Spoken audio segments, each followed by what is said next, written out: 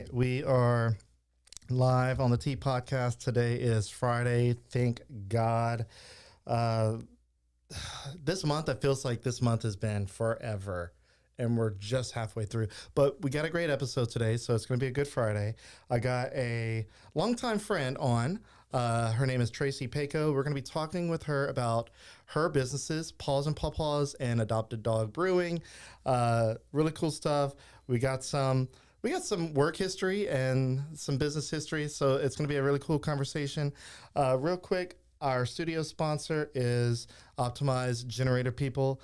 They are a great local company, so if you're looking to power your home with confidence during any outage, hurricane season, sometimes just random outages for no reason. Somebody hits a pole because they're drunk, you lose your power. You're going to want some power, right? So if you are interested in getting a whole home generator, Optimized Generator People can do that for you. They have great expert service, tons of awards. Control your power, control your life. OptimizeGP.com. And with that, enjoy the episode.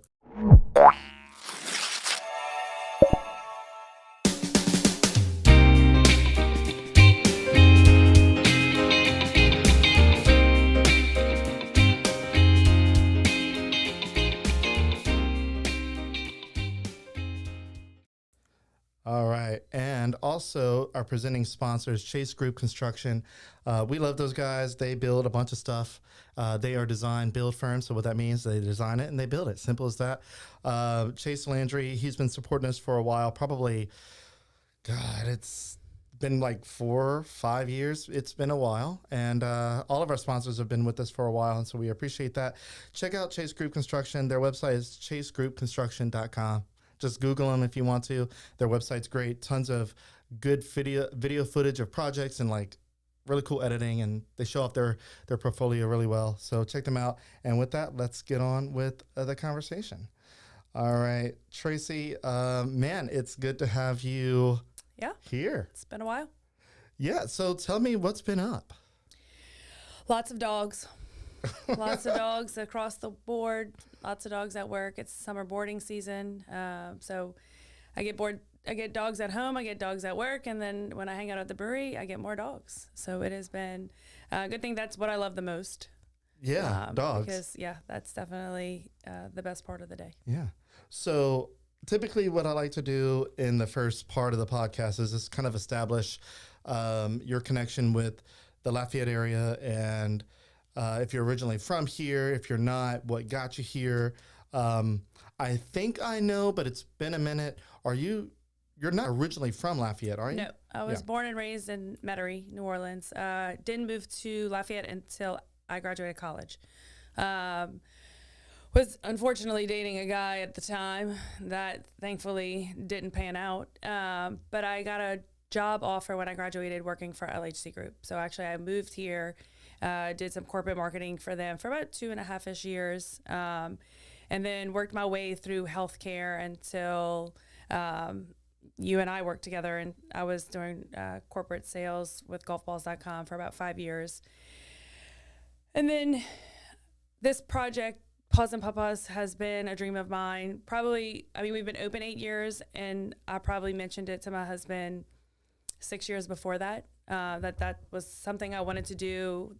Old people and dogs are passions, and I know that's a weird combination, but I managed an assisted living, and one of the hardest parts was watching old people have to give up their pets to move into these facilities, and there's a special bond there. Some of them end up being widows, and taking care of their pet is their everyday job. It is what they wake up to do. It is what keeps them going. So watching that happen kind of really, it upset me in a way that made me want to find a way to kind of give them an opportunity to reconnect. So Paws and Paw Paws, we do have an opportunity for seniors. It's not a volunteer program. They don't come in and work for us for free. They just come in and hang out with dogs and cuddle and go about their way, and they can stop in for 10 minutes. They can stop in for 2 hours. We do take a break with that during the summer because it is so hot. So we really don't want everybody kind of out in the heat when it's not necessary. But so after golfballs.com, we built from ground up, and we've been open at our Robley Drive location for 8 years. Wow. Okay. Yeah, it's crazy. So going back a little bit, so you were doing, was it pharmaceutical sales or No, I medical? worked in like post-acute care. So we did Okay. in-home care. LHC Group is home health hospice, that type of stuff. And then I moved into the assisted living arena. So we would get a lot of rehab, Alzheimer's, dementia, and then in-home care. So if you needed a sitter, for instance, that kind of environment. And then, unfortunately, not to be a downer for a second, when my mom passed away, healthcare was not something that I wanted to stay in. I really needed a change of entirety for my life. I needed to get out of those conversations. It was hard to kind of live that and work that. So that's where golfballs.com came in. And I enjoyed that career. That was 5 years of friendship and fun. And I mean, I have people I work with that I'm the godparent to their children. I mean, that's how close we stayed. And I'm still friends with a lot of the people that, you know, we worked with at that time. But when that came to an end, it was at a time where I just had the ability, thankfully, to start Paws and Paw Paws and build that from the ground up. Yeah. Okay. So it's crazy how a lot of this lines up. So my wife actually works for LHC. Yeah, I thought so. She's been there since 2017. Cool. And she loves it. Yeah. She likes the pace of it and all that. I didn't even realize you were with LHC at one point before Golf Balls. 2005 to 2007, which is, Yeah. I mean, a short 2.5 little years. time, but still. Yeah. I enjoyed it. It was great. It really, I learned a lot. I was there the week before they went public. Wow. Yeah. And then they went public, and then I traveled a lot for them when they would acquire new agencies. I would travel with my friend Jimmy, who's still my friend. That's how he and I became friends. But we would travel, and they would open new agencies. We would go through their marketing plan, kind of guide them. You know, they buy a lot of rural area facilities, and the marketing there is just kind of like mom and pop shop. So we'd have to kind of transition them into how we did things. And it was fun. I went to some places that I never thought I'd end up in the world, some little tiny little spots. Yeah. But it was cool. I learned a lot. I learned a lot. Yeah, they're a big company now. Huge. Yeah. I mean, I think they were recently bought out by Optum. I know it's Optum something, but I don't know what the actual. Yeah, they got bought out, I think last year or so. Yeah. But lots of big things. I mean, and then they not long added like a brand new building, enough to add on to like what I want to say is 500 to 800 new employees. Yeah, crazy. we were at the stuff. building by the police station on University in Pinhook. And then they moved us into like another little hall. And then they moved us again. And it was like they kept hodgepodging pieces together in the oil center until they finally outgrew and built their facility. Yeah. But yeah, I mean, it was fun. It was a good time. So your mother had passed away around that time. You got out of healthcare because it was It's too much. And then you went to golfballs.com, which is a kind of I don't want to say a 180, but a completely different vibe than healthcare at all. Completely. I mean, it was. You're still kind of dealing with seniors in some sorts. Yeah. But I'll tell you, so most of the sales work that I did in my department was corporate sales. And it is similar to some of the in-home sales that I was doing, where you would develop a relationship of trust. So I would never see 95% of my customers, let's say. We would be internet-based relationships, emails, phone calls, things like that. So it was relationship-based, and that's kind of what home health care sales is relationship-based. So while, yes, it was product selling versus service selling, and that's the main difference between the two, the relationship piece did remain the same. And actually, Doug, who was a client of mine at Golf Balls, is still a friend of mine. We had beers at Adopted Dog Brewing. He lives in New Orleans. He works for a large corporation there and ended up just being my account at Golf Balls. And then we stayed friends, and I watch his kids grow up. He watches my kid grow up, and then his kid's going to be a freshman at UL, which is super cool. So he came to the brewery and they were in town for orientation. So he texted, hey, let's meet up. And that's a friendship I wouldn't have had we not connected through golfballs.com. Yeah. So golfballs.com is such an interesting, time in not only my life, but a lot of, obviously yours too, because you developed a lot of relationships through that. Yeah. I remember coming on at golfballs.com back in like 2012. I think it was 2012. I had just started a few months before developing Lafayette. Oh, I remember, buddy. Oh, I know you do. I know you do. And so that was April, I started developing Lafayette. I started at golfballs.com in August. I was working at a little t-shirt shop and for about a year and I was being essentially just straight up, I was being bullied at my work. Yeah. So I had to get out.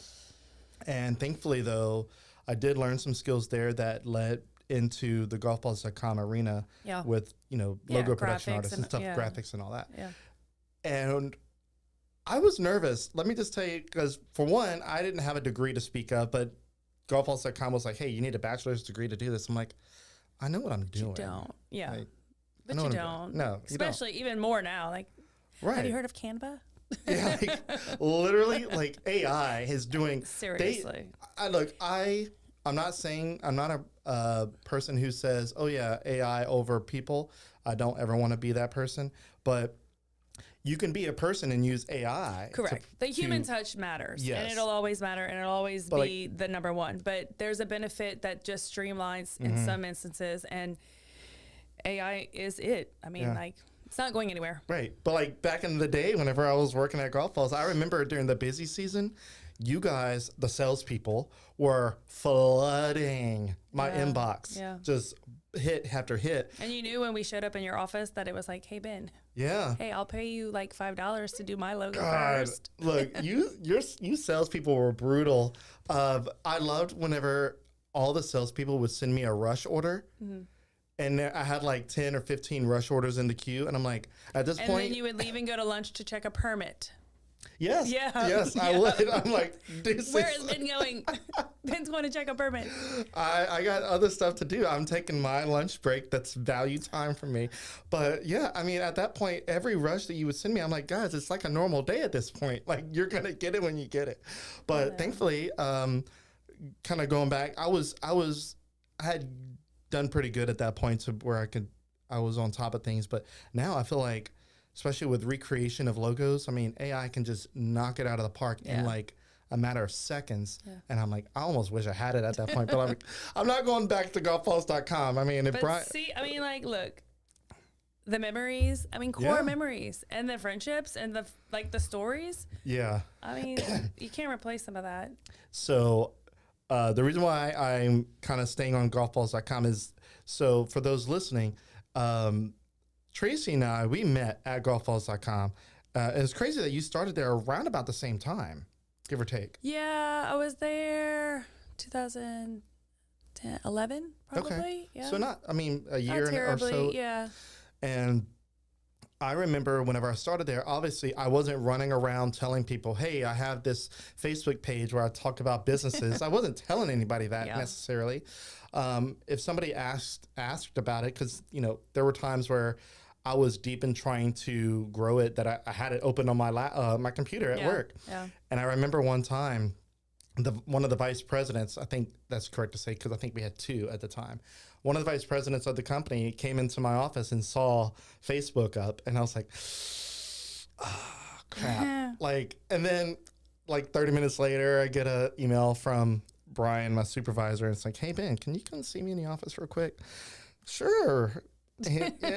So I thought for sure I was getting fired. I'm like, I am too new for this. They're just going to let me go.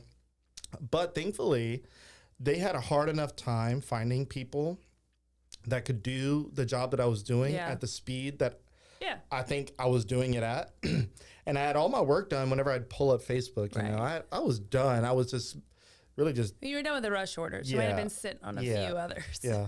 Well, in 2012, thankfully it wasn't as busy as it was back in 2015 to 2016. Yeah. I was able to knock out most of my inbox. I did a 0 inbox rule. Yeah, me too. And still do. I try. Now it doesn't happen for me. Yeah, I sit on 9 to 10, and it's frustrating. But I'll get 0, and then everybody, I'm like, okay, you're gonna have to wait. You don't want to look at mine now. Oh no, it was stressed me out. Yeah. Anyway, well, anyway, that's neither here nor there. But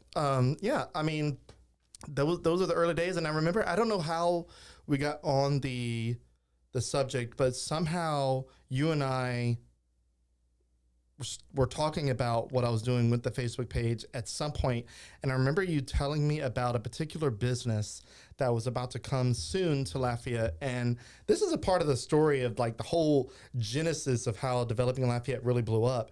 Is if it had not been for Traci at golfballs.com to tell me about Whole Foods coming to Lafayette, which, by the way, I had no clue what Whole Foods was at that time. There, look at you now. I know. I'm so cultured now. And now we have a Trader Joe's and an Aldi and all the things. Yeah. But when you told me Whole Foods is coming, I was like, so you were like, that's a big deal. I'm like, okay, let me put that in my back pocket. And you told me it should be, in a couple of days, maybe you can post it. Well, then that same day, I remember, I think it was the Advocate of Baton Rouge posted that Lafayette was getting a Whole Foods. And I'm like, oh my God. And I think you sent me the link and you're like, hey, looks like it's good to go or something. Or maybe I saw it. Either way, I was like, okay, so I'm going to post this thing and see what happens. That was the thing that really kicked things off. The launching point. Yeah. It was wild. Yeah. And like, I think in that same day or maybe that same week, there was a wakeboarding park in North Lafayette. Oh, yeah. I remember that. North Scott, that had opened up or was coming soon. And so combine that with Whole Foods, just kind of a whole athletic kind of healthy lifestyle. It blew up.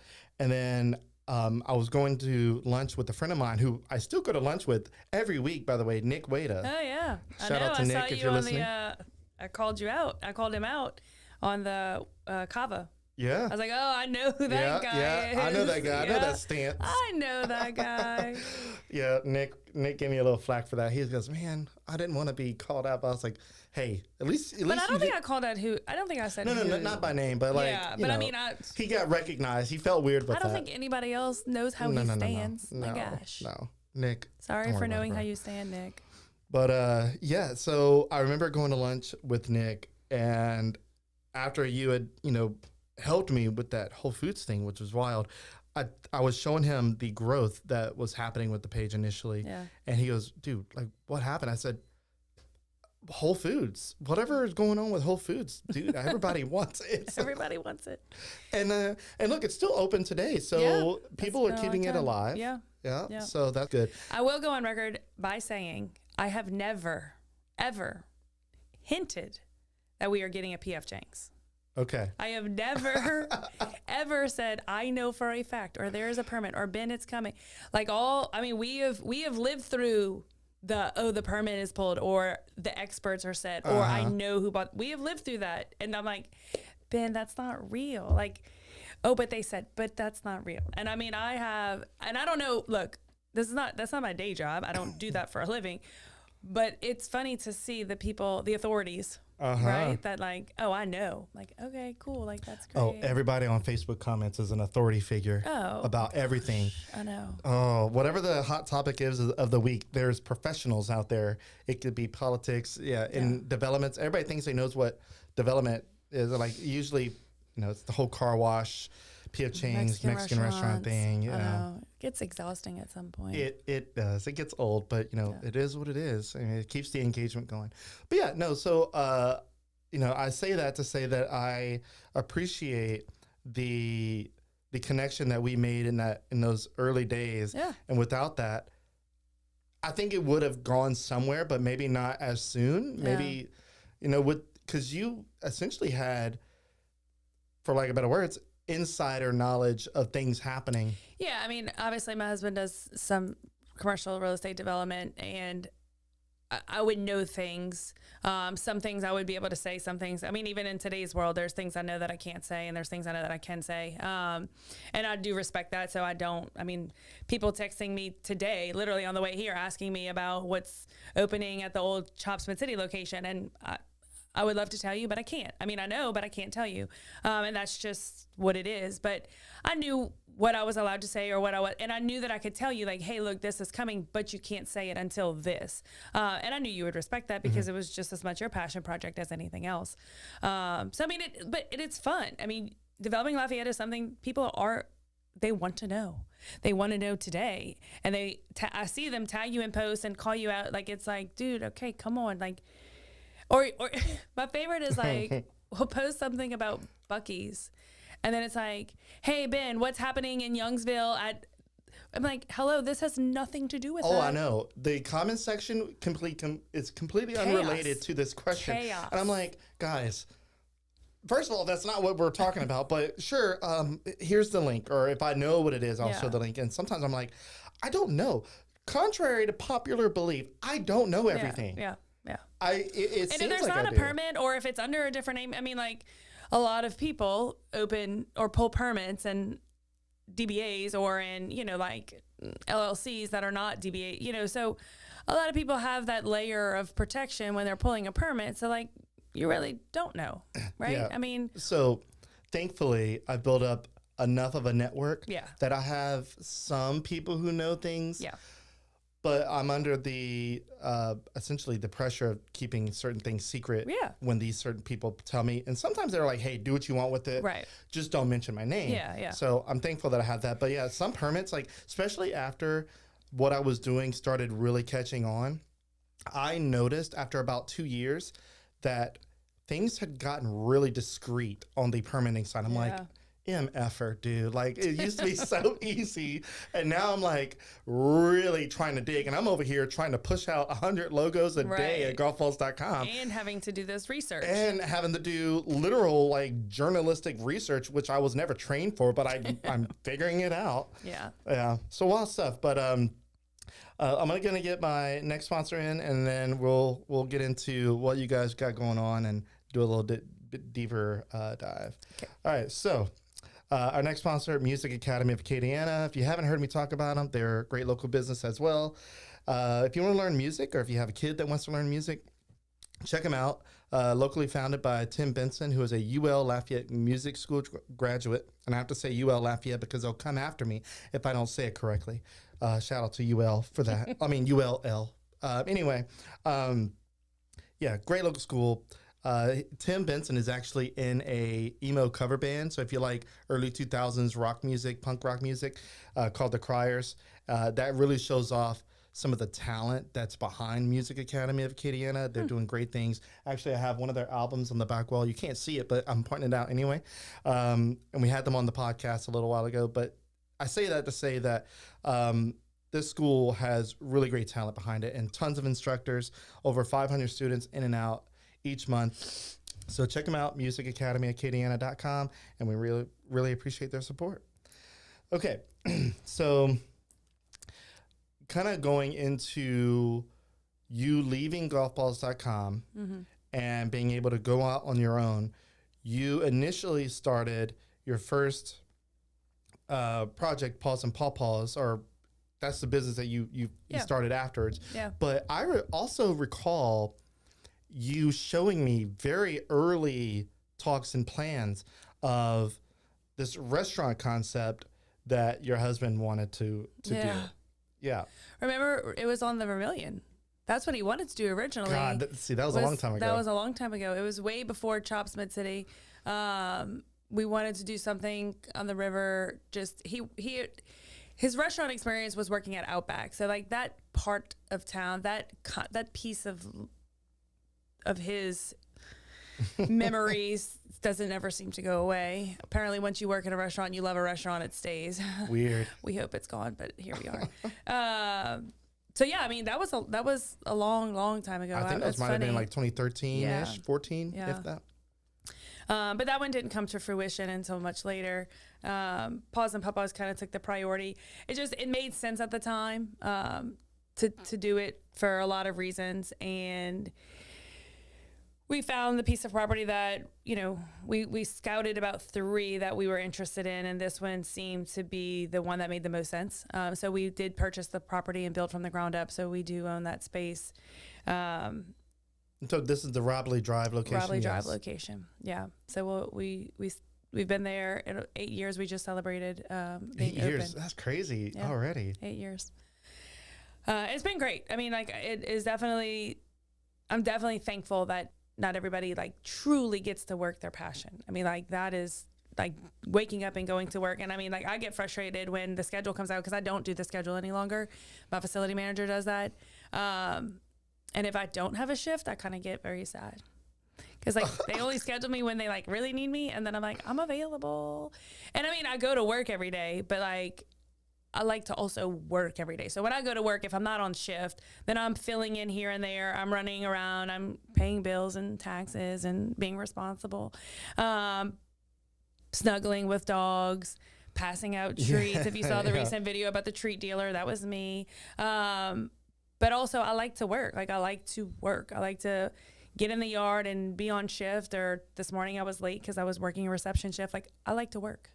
Okay, so explain that to me, because I think if somebody's listening, you own Paws and Paw Paws, but you also are on shift. Like you have a schedule. Yeah. You're on staff. Yeah. And I don't get to make my schedule. And you don't get to make your schedule. And but obviously, that sounds like a duty that you said, you know, I don't want to have. Yeah, so probably, I don't know if it was when I opened the second location, which doesn't exist anymore. I'm sure we'll get into that. Making the schedule was, I mean, we have 20-something employees. So that's a lot. Yeah. And look, we employ a ton of college kids. So we have a lot of schedules we also have to work around. So it's a puzzle piece, you know, and look, I've had employees that have worked for me since I've opened. I've had employees that have worked for me long term. So some of their schedules are set, right? And then it's the rest of the puzzle pieces that need to be put into place. Last night I was working on the schedule with my facility manager. She texted me like, hey, I realized I'm short on this shift. And I pulled it up and I'm like, okay, this is what we're going to do. And we're going to make it work. And then we rearranged it, 8:00 last night. That's what we're working to figure out. So yeah, but I'm happy I don't have that aspect of the job anymore. But yeah, I am a scheduled employee when I am a scheduled employee, and I clock in and clock out. And,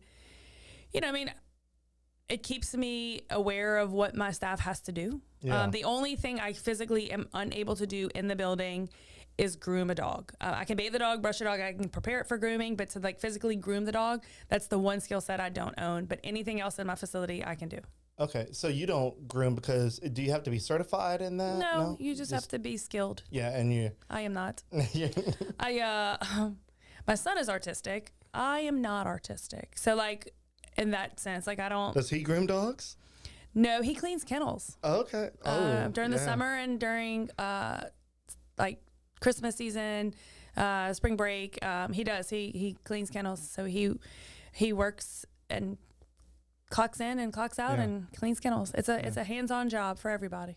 Gosh. Yeah. Okay, so last question about this whole dynamic is for a lot of business owners, or at least new business owners, it's exciting to own a business. You feel like, oh yeah, I'm going to be like super busy, blah, blah, blah. And then sometimes you are, sometimes you aren't, depending on the business. And some businesses just don't make it. But a lot of people start a business based off of a passion project, something that they love to do. Let's say that's cooking. Yeah. Let's say you love to cook. Yeah. You do it at home, everybody's excited about it. But once it becomes a job and you start to have to do it on repetition and it gets frustrating, then it no longer feels like something you love. Yeah. Is that kind of the thing for you? Is that you're trying to put like some barriers between you and owning the business, even though you own it, but like having that? No. And I think it's because every dog is different. Okay. So I never feel like repetitive work or, I mean, like, oh my God, I love so many dogs, right? Like I could cry. Like I love so many dogs. So like, I don't feel like, oh my God, I'm going into work to do the same thing. I mean, some dogs spend the night, some dogs don't. Some dogs I see Monday through Friday, some I see every other week, and I never know when they're coming. So the excitement of them coming, like I have a dog, Otis, he boards 2 weeks on, 2 weeks off. His dad works offshore. Everybody at work jokes that he's my stepson, and we split custody. And I don't even know if his dad knows that, but apparently. And when he's there, he sits in my office with me. He sits on my lap. I mean, most people that have come and gone see me with him. I probably have 500 photos of him on my phone. So no, I mean, like, I get excited when he's scheduled to board, if he misses, or like his dad takes a vacation and he doesn't come, or his dad picks him up early. I'm like, that wasn't the schedule we agreed upon. Like, that's not how this custody is supposed to work. So no, I mean, I don't feel like it's the same thing every day. As much as it is from like, this is the services that we offer.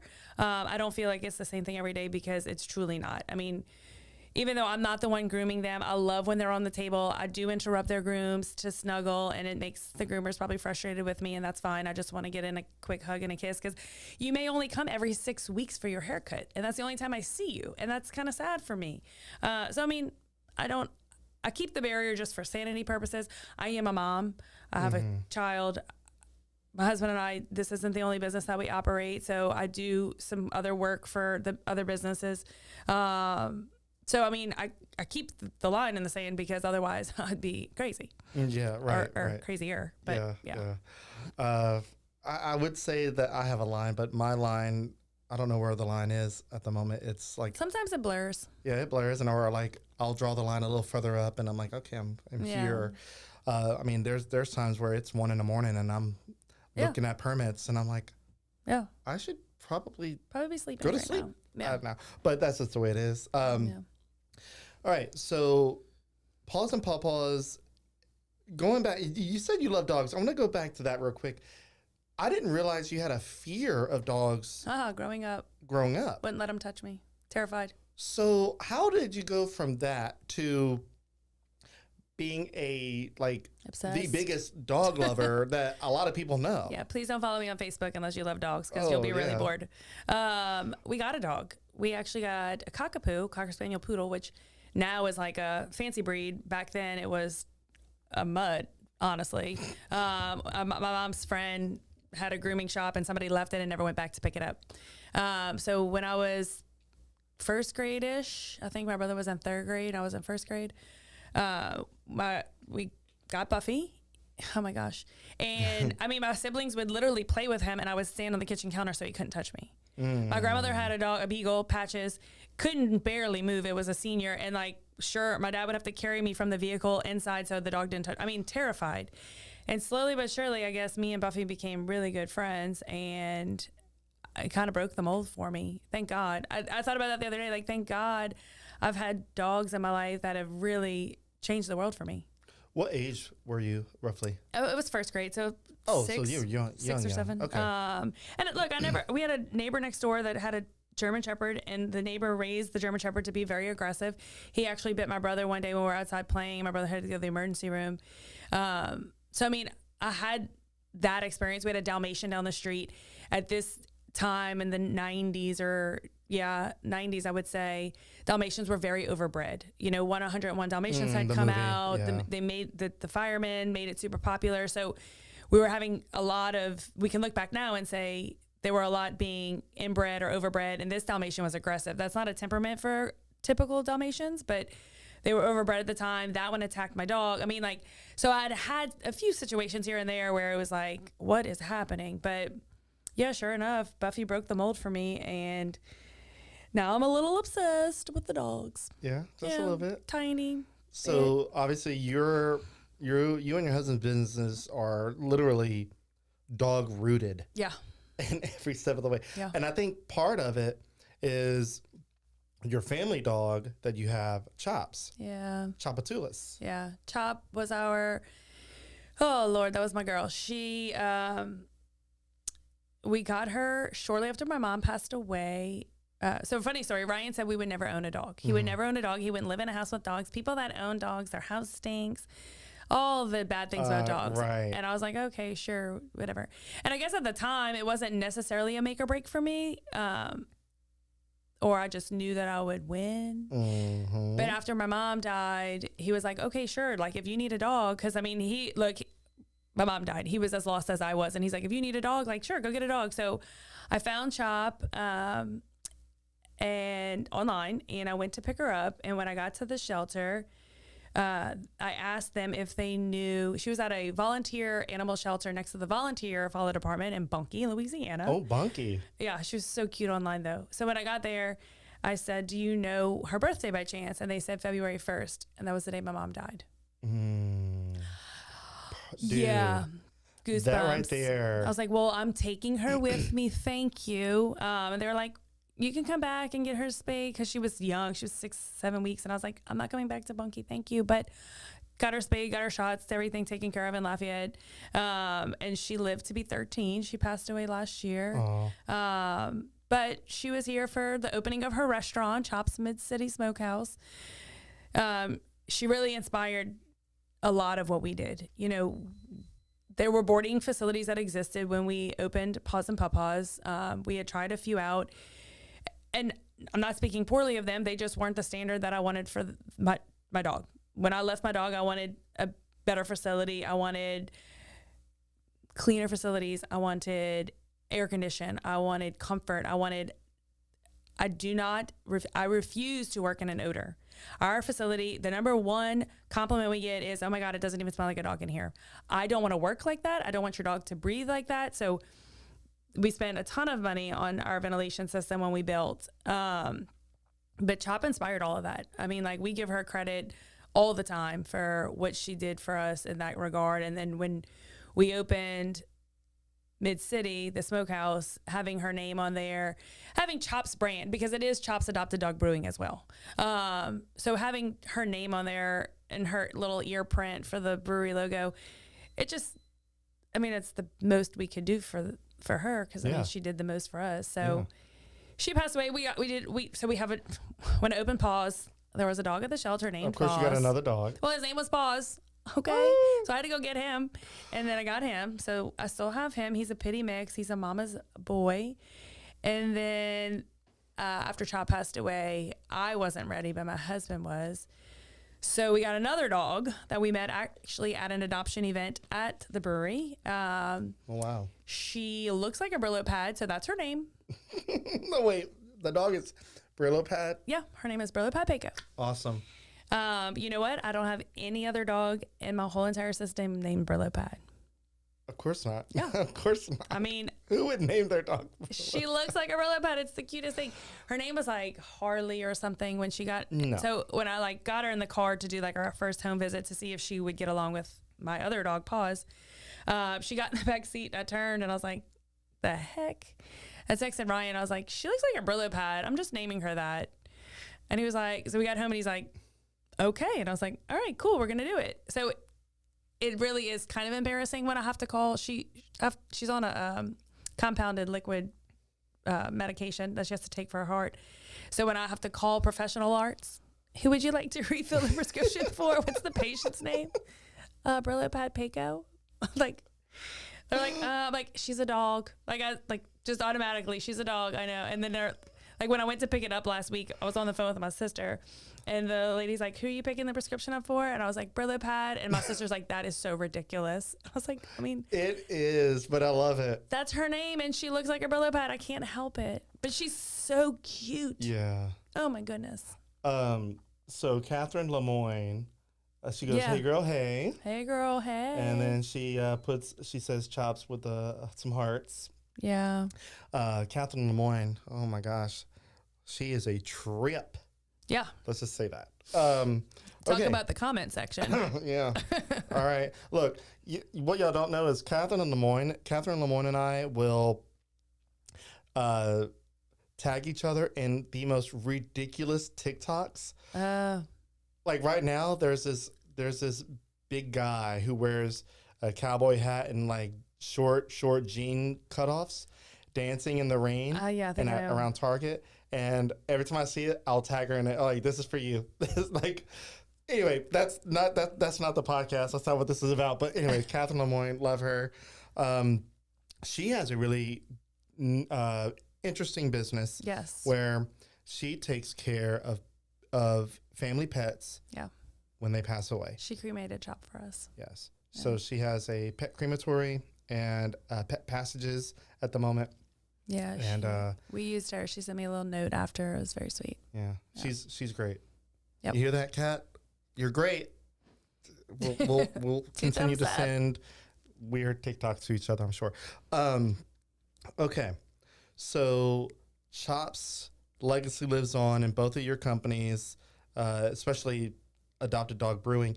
I want to talk a little bit about that. Okay, so at one point, you guys had four businesses. Yeah. God. I was going to say 3, then I was like, wait, there's also Paws Mid-City. Okay. We lost our mind for a minute. Yeah, We're back. We're back, guys. We're back. You guys went overboard for a little bit, and it looked like you guys were managing, but obviously it's 4. That's a lot. It's a lot. And look, we were managing, and thankfully the decision to close Chops Mid-City and Paws Mid-City were ours. We weren't forced out. We weren't claiming bankruptcy. We weren't, and I mean, like, they were ours. It was Chops Mid-City served its purpose for the time that it did, and we could have kept going, but it wasn't providing any happiness. Like, you know, like it did what it needed to do. It scratched the itch. Especially your husband's, I'm sure. Yeah. And it was fun, and people loved it. And look, I'll be honest with you, like, most of our budget is eating out, and we enjoy dining. We just do. It's me and my husband, and then I have a 13-year-old son who loves to eat. Yeah, right. Yeah. So we enjoy dining out, and we've struggled since Chops has closed to find the space for us. We like a nice bar. We like a fun bar.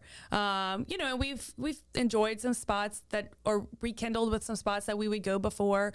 But it has been an empty little spot where we would meet up with friends. And so we miss it in that component, but I don't miss the headache of owning a restaurant. In today's world, I mean, man, people are mean. Mm-hmm. People are mean. Yeah. I mean, and we opened during COVID in 2020, in the heart of it all. I mean, we were literally sitting at the bar watching the press conference to see if we even could open. And I think we could open at 25% capacity, right? And it was every other table, and it was social distancing and masks. And I mean, I remember the first day, I think Abigail was the server, the waitress.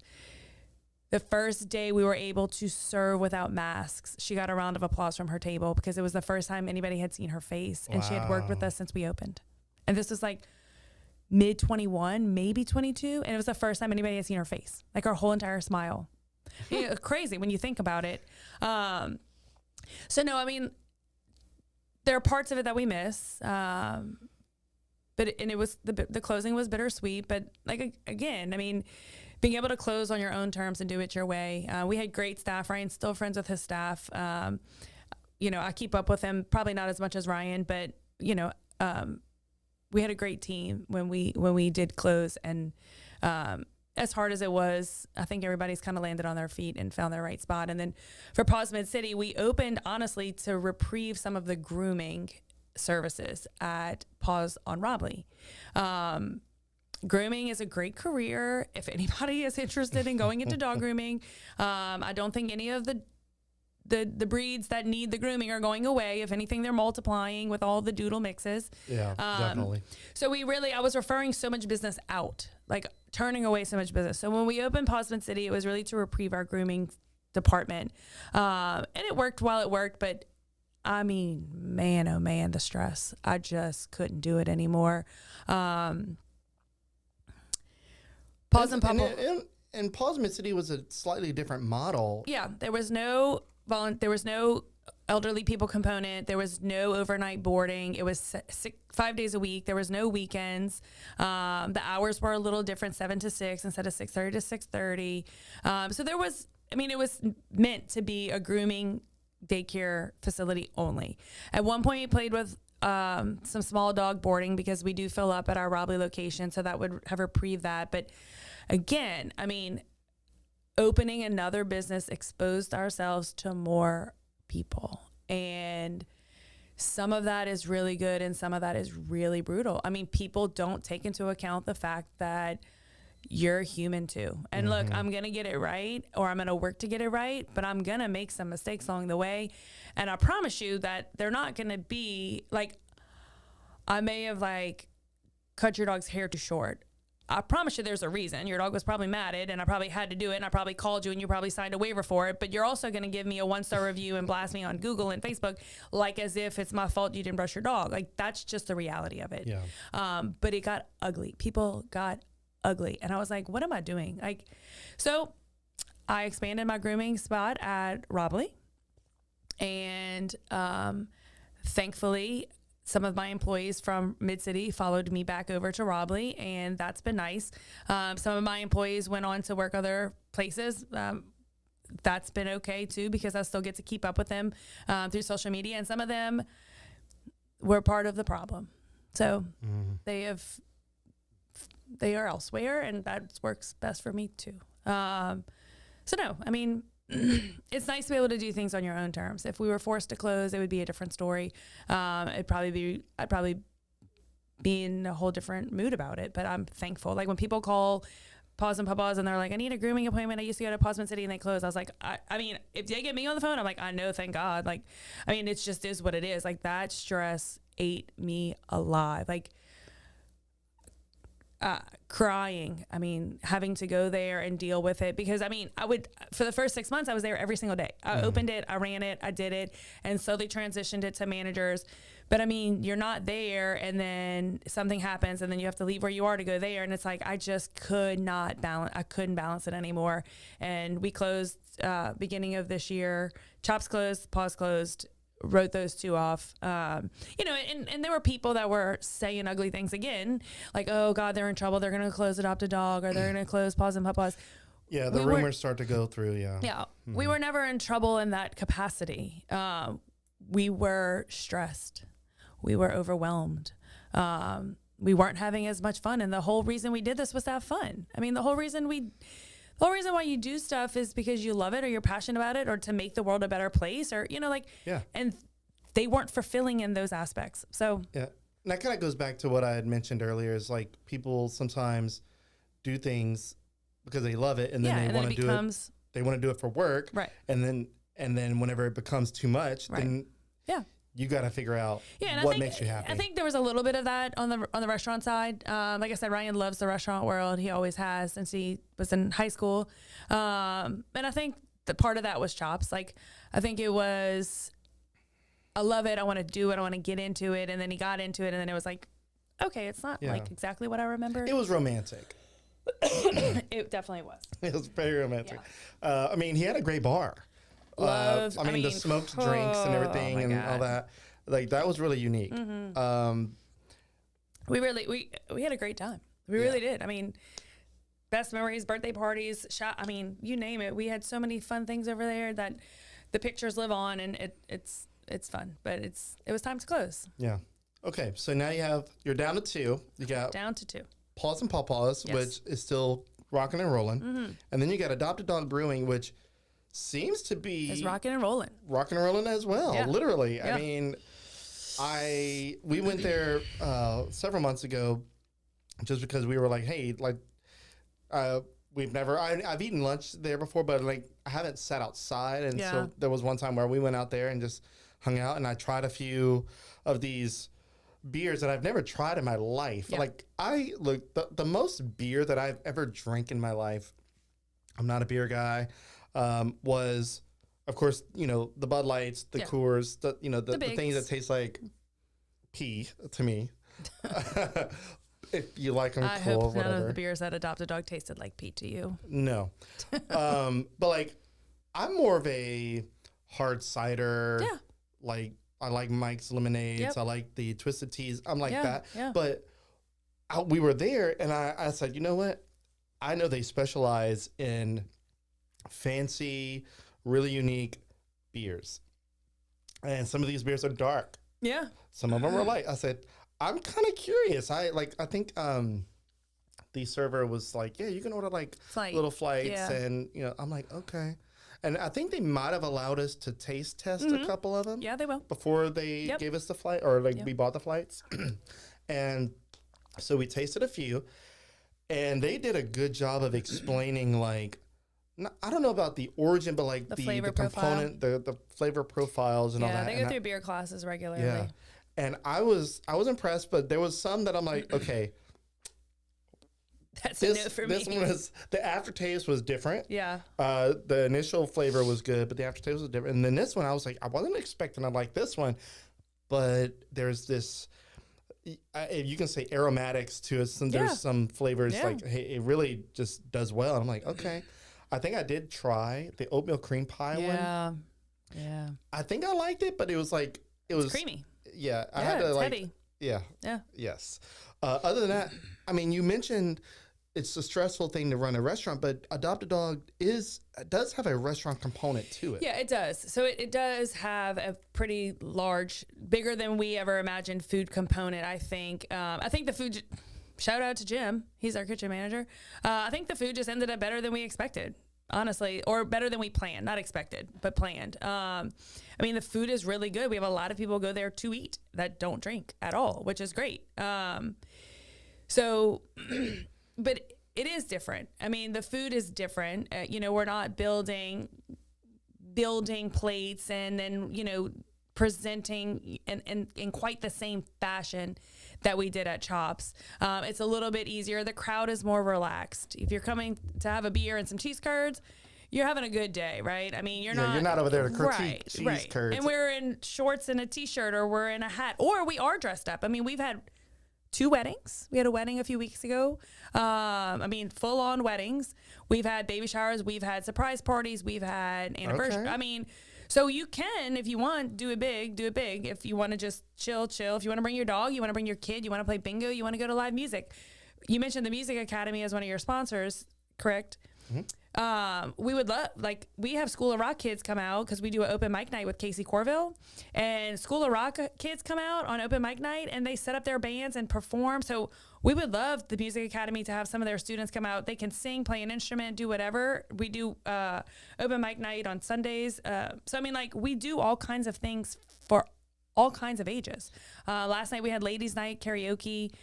This weekend we have music, we have bingo, so while, yes, it is a restaurant, it is a brewery first, it is a restaurant second, but it is an entertainment space. We have an arcade full of some retro games, shuffleboard, Pac-Man. It's a lot of fun. And that's what I tell people. The difference between the two is that when you arrive, people seem more relaxed. People, and you have your dog with you. I mean, I know it's a dog, but they make everything better. Yeah. I mean, duh. And obviously it's on leash. You can't have your dog just running around. Correct. You can't have your dog off leash. You shouldn't do that anyway in any of your neighborhoods. Just so you know, there's a leash ordinance. I am the leash police. But yes, your dogs are welcome to come. They have to remain on leash. They should be friendly. Otherwise, they probably don't want to enjoy it themselves. Right. Kid friendly, all ages, all the time. I mean, and we're not open late on Fridays and Saturdays. We're open until 10. We are open on Sundays for dinner until 8. So we do have Sunday hours. But we have a brewmaster on site. Back to the beers that you mentioned. So we do offer very basic lagers, if you will. We do offer basic beer. So if you are a Bud Light guy or a Budweiser guy, we do have beers that will work for you. If you are a hard lemonade guy, we do have beer ritas, so we make cocktails with a beer base. If you are a bourbon fan, we have old fashions. If you like Bloody Marys, we do that. So initially we were like, no, we are a brewery, we are serving beer, we don't want to be a bar, and we don't want to be a bar, but we have developed recipes using our cocktails, using our beers as a base. Like the 337 cocktail is very good. It's a gin drink with muddled blueberries and our blueberry so we have found a happy medium between, hey, Ben's coming, he likes our food, but he doesn't like beer, but he'll try something that's kind of borderline. We found a way to make that work for people. We sell NA options. We sell regular Coke, because we get that question a lot. Do you sell anything other than beer? We have iced tea and Coke and water and soft drinks. Kids got to drink something. Right, yeah. But we do have NA options as well. We have Athletic and Daybreak are the 2 NA options that we offer. So, can dogs drink beer too? We have a full dog menu. Okay. We have dog beer, dog treats. So we have a full dog menu available for your dogs. We have dog birthday parties People come have birthday parties all the time for their dogs. So yeah, I mean, dogs are a big part of what we do. And honestly, for when Ryan came home and said, I'm going to open a brewery, I was like, bro, I'm out. I'm out. I'm not doing this anymore. Like that, yeah. And then he brought me to the space and I was like, so mad because of course it's a brewery. Like when you get there, you're like, of course this is a brewery. Like this could be nothing else but a brewery. If you've been to as many breweries as he and I have, oh yes, it's a perfect spot for a brewery. It's so annoying, but it is. I mean, you're a mile from Cajun Field, but you feel like you're in the middle of nowhere. I know there's cypress trees around, and it feels like you're in a wide open space. Yeah, it's really nice. It's so great, truly. But you're in the middle of the city. You're a mile from Cajun Field. I mean, you're in the middle. You're right there. So then I was like, okay, well, if we're doing this, then we're naming it Adopt a Dog Brewing. And he was like, done. I was like, done. So I got what I wanted in the sense that I got to name it Adopt a Dog Brewing. And it's Chops Adopt a Dog is the technical name. Yeah. It's the formal name. But it was another business at the time. And I was like, but now we're back to 2, and 2's great. 2's a good time. Yeah. Two's good. Two's manageable. Yeah. 2 dogs are manageable. 2 businesses are manageable. We are good. So Anna, God, sorry, Anna, if I'm going to say your last name wrong. Denias? Oh, yeah. Hey, Anna. Yeah, Danae. Okay. I think Danae. I don't know. I don't know that I've ever had to say her last names, name. But yeah, she said, hey, Tracy. Hey, Anna. And then Vicky Bourgeois. I got Bourgeois right. Can we talk about Anna? We met through a relationship at golffalls.com. Exactly. Right. It's crazy. And she helped me design the bathrooms in my house when I was building because she worked at Doug Ashley at the time. And that's so cool. She did some design work for us. Look. Vicky is a dog trainer who we work with at Paws. She owns It Happens, and she helps us navigate some situations occasionally when we have a dog that we need some advice on. So yeah, hey Vicky. Hey girl. Yeah. Crazy the amount of relationships and connections. Anna has a dog that I know. Vicky has a dog that I know. Wow. Yeah. Catherine has a raccoon, I think. Wait, Cat. Oh, God. Of course. Cat. Okay. She's got some sort of wildlife she's feeding in the back. She's got something. Okay, so Anna, she commented, she goes, it's nice. Nice. Okay, I'll never forget that. And she literally spelled, duh, like D-U-H. But I literally don't think I've ever had to say her last name out loud. No, like, I've seen it. I'm like, oh, that's like nice. Yeah. I don't know. I think I got close, but like, anyway, nice. Nice. Okay. Yeah. Cool. Okay. So I'm going to assume, and assuming is dangerous, but my wife always tells me, you know what happens, right? I'm like, yes, I know. That you guys are good. You have no plans of expanding. Oh, I mean, Paws and Paw Paws. No, we tried that once, and we're good. Yeah. I don't believe that that's the intention that Ryan has for the brewery. That would be a decision that he would make, and I don't believe. I think he very much is a proponent of additional breweries opening in town and supports that significantly. People that travel to breweries travel to breweries, right? Like when we go to Asheville, like a fan club. It truly is. Like people seek them out. There's an app for that, so you can find, log your beers, check them out, see what, and look, we have people that'll message the page because I do run Adopt a Dog's social media. And they'll message like, hey, do you know when this seasonal is coming out? I saw it on Untapped. Or, hey, I'm going to be in town in a month. Do you think this seasonal will still be available? So the beers do have a following of their own, which is super cool. Yeah. But so opening additional breweries for us, I don't believe is on the cards. But supporting other people that want to open breweries is definitely something that we're fans of, and that only makes us better at what we do. Yeah. So another comment came through. Looks like Aaliyah or A-L-I-A. Aaliyah. Aaliyah, yeah. Patin? Camel? Come on. Oh, yeah. Mid-City for the win. Love your mission of pups, seniors, and brews. So, obviously, Mid-City area, I think, is what. Aaliyah works at the brewery. Oh. And adopted her dog at an adoption event at the brewery. Wow. Yeah. Dude, so much connection here. Isn't that crazy? All right. So, what are your, obviously you said you're in support of other breweries. I don't want to put you on a spot of any sort of like picking one or Do the it. other. Okay, so other than your own, Yeah. what are some of your top favorites in the area? I mean, Bayou Teche, I haven't been in a minute, to be honest. It's is in a little Arnoldville, right? Arnoldville, Yep. yeah. Not for any reason other than it's a little far out for us, and drinking and driving back is just not the safest. So the few times I've been there, we've hired a driver and gone with a group to bring us out there. But Carlos and them, I mean, he just won the big food competition. I know their pizza is top notch. So I do enjoy their beer. Parish is great. You can get their beer, in the grocery store. They do distribute, and they do some fun stuff. I do like some of their specialty beers that they come out with. Some of their beach themed beers are delicious, like their Holly Beach. So those two are really good. And then there's a new one that's going to be open up in Sunset, I believe. That's under construction right now. Check it out. Check the permit. They're under construction right now. Yeah. So that'll be cool. You said in Sunset? Sunset. Okay. Yep. So, I mean, those are our two main ones in the area. And then we brewery hop in New Orleans all the time. Miel is super cool. That's one that we really like. Parlo is one of my favorite. You really can't go wrong. And I mean, the good thing about most breweries, I will say, is there's something for everybody in the sense that you'll find a beer that works for you. And if you don't, then you just hop on to the next one, because when you're in a beer-friendly town, there's typically that option. We went to Navarre Beach this past week to see Blue Angels, and on the way in, stopped at a brewery, St. Michael's Brewing.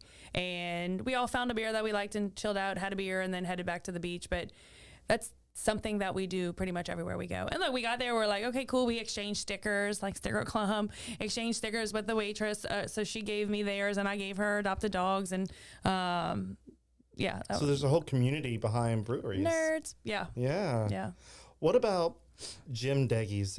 That's like a micro brewery, I think, in a sense? In a sense. I don't want to speak on what I don't know. I don't believe they physically brew at that location. I think they have some whole beer that's held at that location, but I don't know for sure.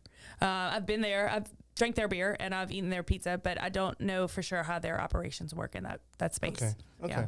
So you can't give a fair opinion on it because you really don't know. I don't know. Yeah. I've been there 2 or 3 times, but as far as like how their operations go, I'm not sure. I would be incorrect. Going back to the one in Arnoldville. Yeah. Bayou Teche. Yes. He and his company Carlos is going to be the restaurant and brewery of the new hotel going in downtown Lafayette. That is the current plan. Yes, they'll be in the hotel space. I mean, look, that's the plan. I mean, I'm not saying current because there's another one, but that's the plan for them to open in that space, and that's super exciting. Yeah, Whenever and I mean, people are like, "Ooh, competition for your husband." I'm like, okay, well, first of all, he's one of the he's part of the people putting on the the deal project. together, right? Like, so and we don't look at it like that. Like, that's a mentality that we just don't look at. Like, if you're gonna enjoy a beer downtown, then you can drive 5 more minutes and enjoy a beer at Adopt a Dog. Like, we just don't view it quite that way. I mean, super excited for them. Think it's going to be a super neat project. If you go downtown anywhere, you have access to a brewery or a cool spot to sit down and drink and have a beer. I mean, like, and you don't have to drink beer to enjoy breweries. That's the other thing. Like, you can enjoy outdoor space. You can enjoy hanging out with your dog. You can enjoy live music. Like, so I think that's a misnomer about breweries is like, well, I don't even drink beer, so I'm not supporting that project. It's like, you don't have to. Yeah. I mean, like, I know people, like, I follow the foodies group. I know people go to Bayou Teche to eat pizza. Like, I know that to be a thing. So, like, you don't have to drink beer to enjoy what that offers. So, I want to say, I don't know if it was earlier this year or late last year, we went to the Bayou Teche for the first time. Yeah. On a whim. We were like, hey, y'all want to go to that place that we see on Facebook every once in a while? And I'm like, oh, yes, they have the Cajun saucer. It's like, I see the pizza boxes all the time. Yeah. People post that. I'm like, I've always wanted to go, but it's like so far out there. And we went, we saw the brewery side of it, but I don't necessarily drink a lot of beer. Like, Yeah. I'm more of a cocktail girl, you know. And but their pizza was amazing. Yep. Oh my God. Yep. That guy, Carlos, Yeah. he was in there, like he was working. Yeah. And the pizza that we had, my wife and I, we shared it. And it wasn't too expensive. It was like $15 for the pizza. Yeah. Amazing. Yeah. Yeah. And it was so cool because it had a like really unique name for the season that it was in. Yeah. I was like, dude, this is, why haven't we not come here? I'm telling you, people are sooner? big fans. Big Yeah. fans. Yeah. So the fact that it's planned to come to downtown Lafayette is wild because it's got such a cult following, and it's going to be. I think it's going to be big. awesome. Yeah. I think it's going to be great. Yeah. I really do. I really do. All right. Well, we are just over an hour, and I know you got to probably get back to it. I don't know if you have a shift coming up. No, my shift this morning was 6:30 to 10. It was supposed to be 6:30 to 12, but I had my afternoon relief come in early so that way I could be here for 10:30 since this has been on the books since February. Yeah, literally. So no, I do not have a shift today. I doubled up. I had a kennel shift and a reception shift today, cleaning kennels and working the front. So it is summer boarding season. We are super busy. I'm thankful to be in the position I'm in, and happy to have 2 businesses. Yes. And 2 dogs. So you mentioned boarding. I've actually boarded Scooby at your place before, and anytime people ask me, or if I see in the comments section of any group that exists, if people ask about boarding places, I always recommend your place. I appreciate and that. I let them know, like, one of the most impressive parts was, and I think this should be standard, I don't know if it is, that you do the temperament test, and like that's really cool, and like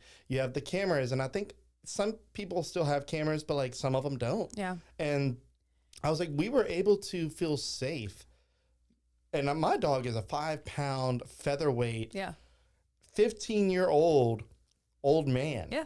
Like, I was nervous. You should be. Yeah. You should be, and you should ask the right questions. And the temperament test is something that we require, and it does frustrate people, but we require it every 90 days. A lot can change in 90 days. I could meet your dog as a 4-month-old puppy, and then you're asking me to board it as a 1-year-old, right? I mean, totally different. Totally personality at that different. point. I mean, your dog could be spayed or neutered since then. Your dog could have had different experiences around dogs since then. So every 90 days, there's a few situations or circumstances where we're like, oh my gosh, we've seen this dog every quarter, right? We're not going to be, nothing's changed because your dog is 5-6 years old. So there's a few give and takes here and there, just like there is for anything. But the temperament test 100% is mandatory. And look, we've had people drop their dog off before we knew what we were doing. Like before I was like, okay, I had somebody drop their dog off to go get married, and I am not kidding. Thank God for cameras. The dog turned straight demonized them like in 30 minutes. I could not open the kennel door, couldn't handle the dog, couldn't anything. And I called the owner and I was like, first to go above and beyond, I called the vet and I asked them like, hey, I have this dog here for boarding. Like, can you tell me your experience handling? And then they were like, muzzle only, 2 people handle. And I was like, oh my gosh, the owner never told me any of this. But again, I didn't have and at that point we would have done the temperament test for the dog to play in the yard, but now we require the temperament test in addition for us to handle the dog. At that time, we weren't doing that part. So I was like, I had no idea that, thankfully, I happen to know this person's sister-in-law who was a vet tech in her previous career, who came and was comfortable enough to handle the dog to get it out of the kennel and take it home for the weekend. But so since then, and I mean, that was 6 years ago, probably, we've increased so many of the things that we do to prevent those kind of situations, but to increase the comfort of dog owners like yourself. But yeah, I mean, it is fun. And there's other places that turn cameras off during certain times. The cameras are yours. It's part of the service. Unless the internet goes down, the cameras are yours to watch while your dog is having a service with us. Turning the cameras off is weird to me. Yeah, I would be a little bit sketched out. I'd be like, I would too, but unless you ask the question, you think like, oh, okay, yeah, turn the cameras off, or like the cameras go off when the lights go out. Like unless you like ask the question, you don't think anything's weird about it, right? And that's why we're like, come in and tour at any point. There's nothing to hide here. You don't have to schedule a tour. I mean, we are as wide open as we can, and I am so proud of my staff. I love my staff. I'm so proud of my facility. Like, and the only thing I would change is add more storage. But outside of that, I mean, people ask me all the time, what would you do differently? Your staff is like, oh yeah. Or what would you do? Actually, what would you do if you won the lottery? And I'm like, I would buy the apartment complex next door. I would knock it down. I would just have more space for my dogs. And I don't necessarily want to be bigger. I just want more space. You know, like I just more space for the dogs. That's all. Yeah, she's coming for you, Pepper Tree. Right. Yeah.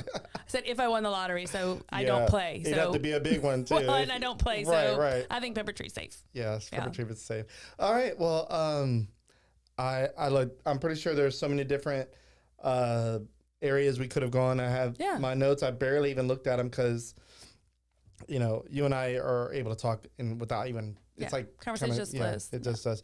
But yeah, I appreciate you coming on. Yeah, we've had this on the books for a good minute, and I get nervous. Sometimes I'm like, did they forget? And some people do, but thankfully, you were still good. I was in the Dominican Republic when you texted me in the middle of the ocean. Okay. And then that's why I remember I texted you. I was like, oh, by the way, I think I texted you like a month later. I was like, oh, I think I texted you about a permit. Uh-huh. By the library, Southside Library. I think it's Fat Pets. I think so. I think it is. I texted you about that, and then the text about the podcast was right above it. And I was like, oh shoot, by the way, I forgot to respond to that. I was like, but yes, I can do that. I think it was like I forgot. I do that too. I am a text checker and not a responder. Yes. Fail. Sorry. I try. It's all right. It's all good. Yeah. Hey, it worked out. I know. Here I am. I showed up. You showed up. I showed up. Yes, you did. All right. Well, Traci, Thanks, it was a pleasure having fun. you on. Yeah. With that, guys, check out her businesses. They're linked in the comments section. pawsandpawpaws.com and adopteddogbrewing.com. Adopteddogbrewing.com. Yep.